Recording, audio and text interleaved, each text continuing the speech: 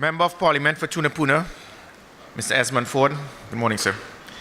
Chairman of Tunapuna Piarca Regional Corporation, Mr. Paul Leacock. Senior Superintendent for Tunapuna, Mr. Daniel. President of the Greater Tunapuna of Chamber and Commerce, Mr. Surinder Maraj. Chamber heads of other various chambers of commerce, esteemed speakers, members of Rotary clubs of the East Clusters, members of the business community and residents of Tunapuna, members of the media, good morning. I do apologize that I may have to be brief. As mentioned, I have to attend the service and opening of the Supreme Court for the 2018-2019 law term. So I can just spend a few minutes. I know we have seen a change in the, as he stated, there's been a change in the batting lineup, and I have now been put to open the batting. It worked yesterday with Dennis Ramden, and I hope I don't hit my wicket like him. So what I will do, I'll just speak briefly on two quick matters. Again, and it goes hand in hand with the theme here, understanding where we are today. Dealing with where we are today with the Trinidad and Tobago Police Service, there are two things. And first, most important I see, is the Trinidad and Tobago Police Service regaining public trust and confidence. This is going to play a very big part towards the police actually doing their job, which is to provide you with that right of safety and security. I stated earlier o'clock that this was my major task from the get-go. I am fully aware of the operational tactical requirements to turn around the Trinidad and Tobago Police Service. That can and would be done. But before that is done, we need to ensure that the public can gain that trust and confidence that is critical. How we can do that? It will involve different principles. Principles to measure performance and to make police officers accountable. If someone is not accountable, then it provides that greater product of opportunity. And basically that is what crime is. Crime is a product of opportunity. The greater the deterrent, the greater consequences, the less likelihood that someone would commit a crime because there's a greater possibility of them being apprehended. And again, we can look at the recent situations when I made a comment about suspensions. We have situations where we have over 300 police officers. They are suspended, and most of them on three-quarter pay. We're speaking about over $50 million in taxpayers' money that is being spent on persons who may be deemed questionable elements. And what is very unfortunate is that persons would actually be upset about me making that comment. So I don't call names. I'm not going to call Rafi Maraj, who's a research person in another constituency. And they will make comments and say that, no, you shouldn't be doing that. These people have their rights. Of course they do. And I'm not going to trample on anyone's rights. But for far too long, I have continued to see we keep fighting for the rights of rogue elements, questionable elements, and we don't fight for the rights of the law-abiding citizens. And that is what I intend to do.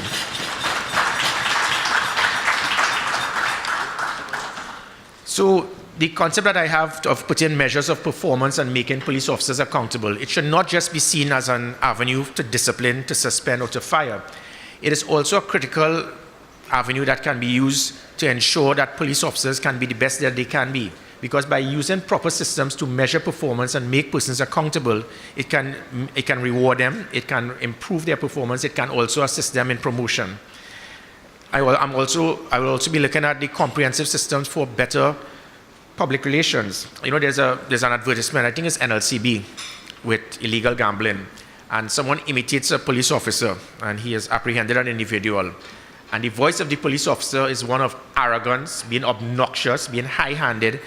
And at times, people feel that you have to operate like that to get authority. Being polite does not make you look weak. It makes you look unprofessional. So I do intend to put very serious training into each and every police officer to understand the importance of customer service training and understanding their role and function to be able to treat with each and every citizen and to understand that those citizens, that's your boss. Going in the recent situation that we've heard about with fake cops, it is amazing sometimes when I try to find solutions, some will criticize just for the sake of it and try to find problems. The recent kidnapping, ladies and gentlemen, there were 2 police officers presently held. And a member of Parliament for St. Augustine, Mr. Prakash Ramada, good morning to you, sir. Now, the situation with the 2 police officers being held for questioning, this triggered an expected fear factor in the country. That is expected. And they were concerned that other police officers may commit a similar act. Now, I cannot give the assurance that this will never happen again. What I can do is to ensure that each and every time there's a situation like this, we will not cover it up. And this was shown, where the 2 police officers who may be involved in this activity, they were immediately held. There was no cover-up. And the more we do things like this, the more it will continue to weed out those rogue elements in the police service, the more it will continue to show to the public, this is a totally different ballgame. We don't intend to cover up anything.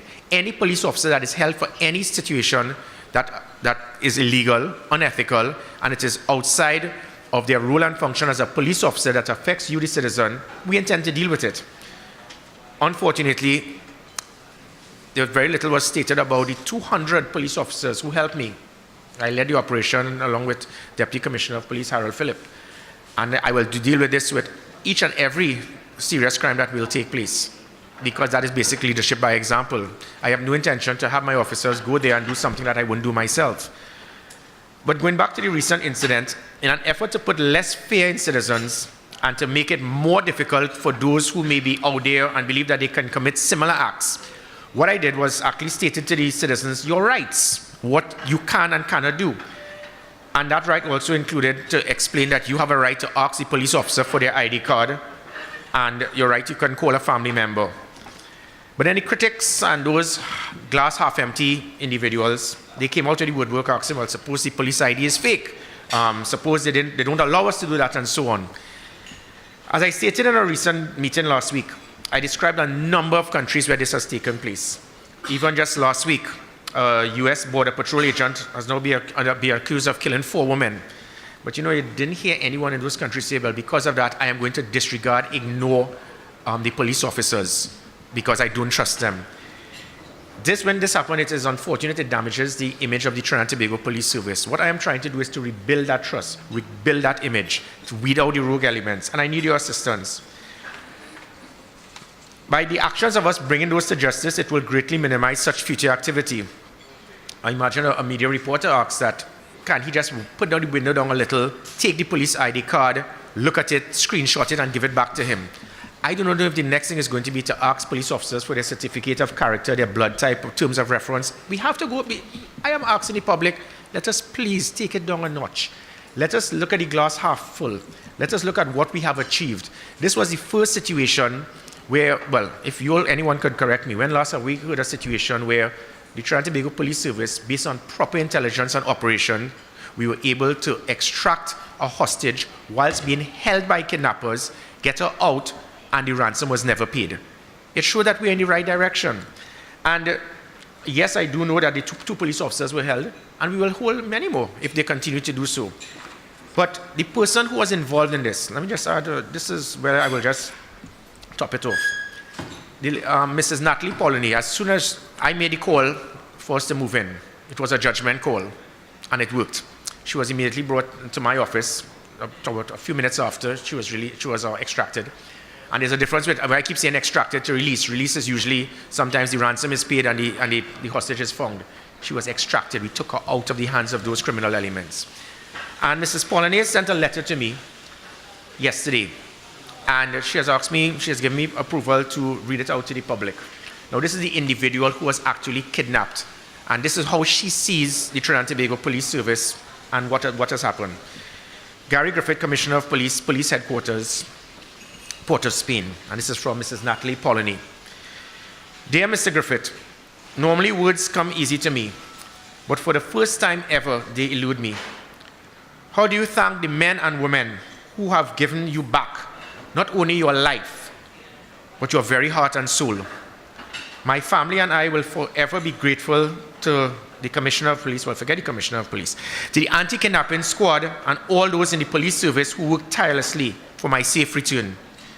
My faith in Trinidad and Tobago was restored on Monday the 10th, when I became keenly aware of the intelligence, coordination of resources, tactical effort, courage, and dedication that was implemented by all in order for me to go home to my family. A simple statement for some, but for me, it was everything. My rescue clearly shows how unbreakable the bundle of sticks is. You have shown that when Trinidad unites, there is nothing that we cannot overcome. I am deeply saddened that our citizens still want to stand apart, still want to separate the bundle. When will we stop being East Indian, Chinese, African, Syrian, and white? When will we just be Trini? Like you, I pray for that day because it is the day we will begin to heal. I would also like to thank your wife and all the family members of our anti-kidnapping squad and our police services who went without their husbands, wives, and parents so that they could continuously search for me. I am humbled by their sacrifice. God works in many mysterious ways. I am blessed for the knowledge, courage, and intelligence that He gifted you, the anti-kidnapping squad, and the police services with. All the prayers that touched your hearts, minds, and bodies to guide and direct everyone in the right direction. Jesus, I trust in you.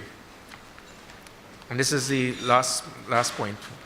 This is what she has stated. Lastly, I would like to say that I will stop at the next roadblock after ensuring that all the necessary parameters have been met, such as 2 or more marked police vehicles, several police officers in official uniform, and the like.